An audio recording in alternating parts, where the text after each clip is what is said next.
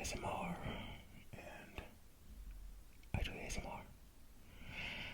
And today we have a very interesting topic, and we'll start by a little anecdote, I guess. So when I was younger, I had this belief, this thought, and I'm not really sure where it originated from. But in this thought, or in this belief slash thought, I thought that everything was alive. So what I mean by that is like, you know, each one of my fingers was its own living thing. Desks, chairs, all basically inanimate objects were living things too. So have you ever had an instance, and I'm sure you have, or maybe I'm just insane, but have you ever had an instance in your life where you've been walking and you know you're going along your way, and then boom, you stump your toe right on the corner of that table leg, and you are livid. You are, for a moment, irrationally livid, right? And you're like, oh my god, I would beat you to the ground if you were like a thing, you know what I mean? But you're literally mad at this leg like it did something to you. That's how I've gotten before, you know, especially as a kid, you know what I mean? If I stump my toe or I got snagged on something, I'm like, get off of me, you know what I mean? Like, you know what I mean? Like what's up? You know, what's that? What do they say? You know, I was ready to put hands, you know, on these things, you know what I mean? But like not in a, I'm just gonna mess it up, but in a like, I'm gonna beat you up, you know what I mean? Like you're gonna feel it, that kind of deal, right? So that's kind of how I believed it for, I don't know how long I believed it, but I believed it for a while. And then, you know, at a certain point it was like, oh, okay, well, you know, obviously that's ridiculous, right? However, it turns out that that's not necessarily the craziest concept to grasp, apparently, because I just came across something called, let's try to pronounce this correctly, Panpsychism. Panpsychism. So basically, in this concept, everything has a consciousness, not just humans or animals, but trees, rocks, even the air around you. The idea is known as Panpsychism, and it suggests that everything in the universe, no matter how small or simple, possesses a form of awareness. Close your eyes and relax, and let's explore what that might mean. So this is a very interesting subject, especially considering with some of the past ones that I've done, particularly the one about, what was that called? What was that video? What were we talking about in that video? It was some theory. I don't even remember what it was. But if you remember the video, you remember the video. But I think that got into a whole lot of like metaphysical, like all kinds of things, you know, because it was the simulation. But then this is kind of like a whole interesting realm because this puts a perspective on existence in a whole different perspective, right? Because, you know, I mean, right, I mean, everything exists, right? Like if you see it, it technically exists. But could you imagine it having a consciousness? You know what I mean? And so, you know, I have a really dark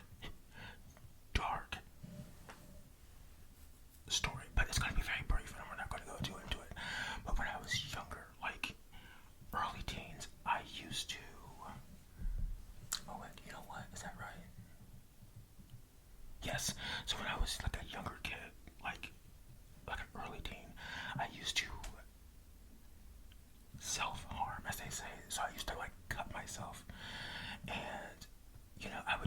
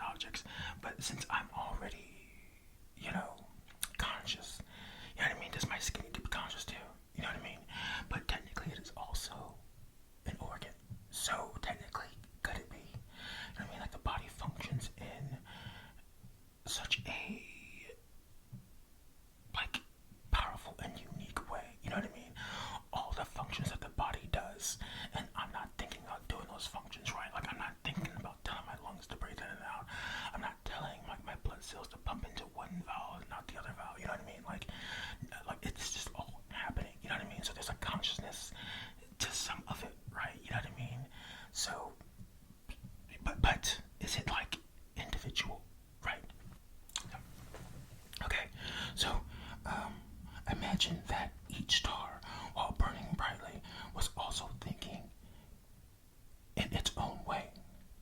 It wasn't like human thoughts, but perhaps a form of understanding, a knowing of its own place in the universe. Planets like Earth weren't just lumps of rock. They were part of this great web of consciousness, alive in their own quiet way.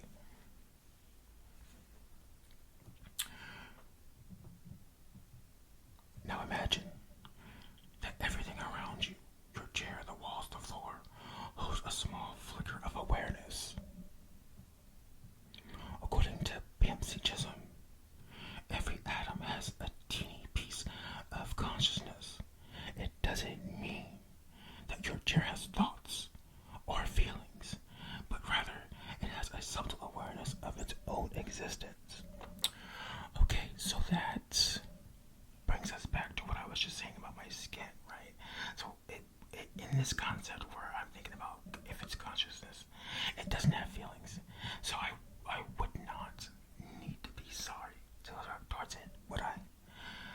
But at the same time, it's like, okay, well, let's say that chair leg that I was talking about earlier that stubbed my toe, and I decided to like knock it over. Like, yeah, take that chair. That's what you get for stubbing my toe, like my pinky toe.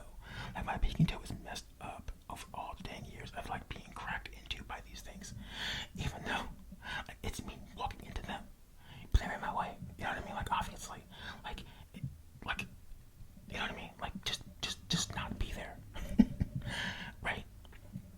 But so what we know now is that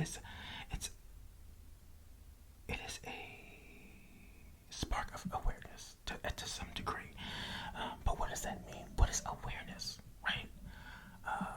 What does it mean to be aware? What does it mean to be aware? How can you be aware and not feel and not think?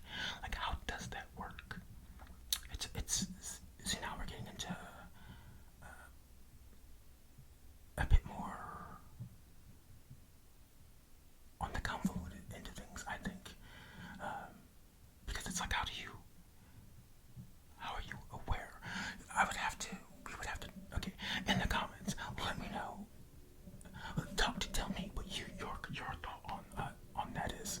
How can you be conscious, or how can you be aware but not have feelings or thoughts? Or better yet, tell me your interpretation of awareness, what that is. And then to kind of go back to that, since it has an awareness of its existence, does that mean it dies? Right? I mean, because to exist is also to be able to not exist, right? But then, I was watching something the other day about energy, and it was saying that, everything has to go somewhere. You know what I mean? So energy doesn't just go away. It has to go somewhere.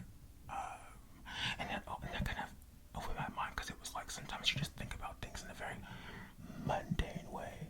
So you have your batteries, and you just assume, well, it's full now, and then that energy that was in it after it's used, it's gone. It's just gone, but it's not gone. It went somewhere, and that somewhere is where it's at now. You know what I mean? It didn't just poof. It just didn't happen. You know what I mean? And then apparently that can't happen. Things just can't poof. It has to go somewhere. That's a really crazy concept.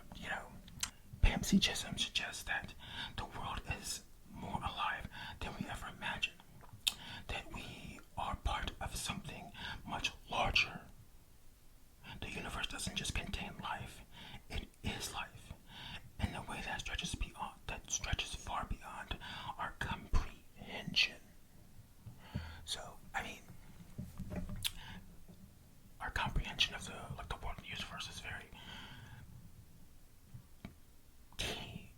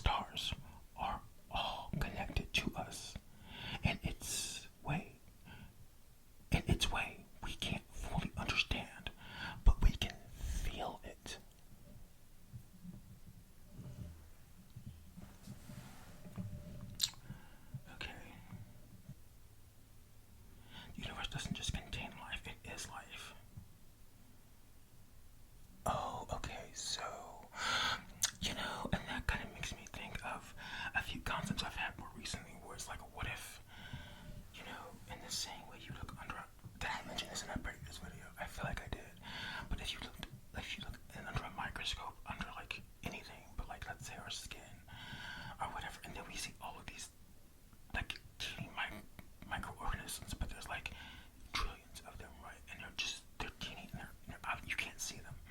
But what if that is like us? You know what I mean? What if that is humanity? What if that's our glimpse of space? What if we are just that teeny thing under someone's microscope, under something's microscope?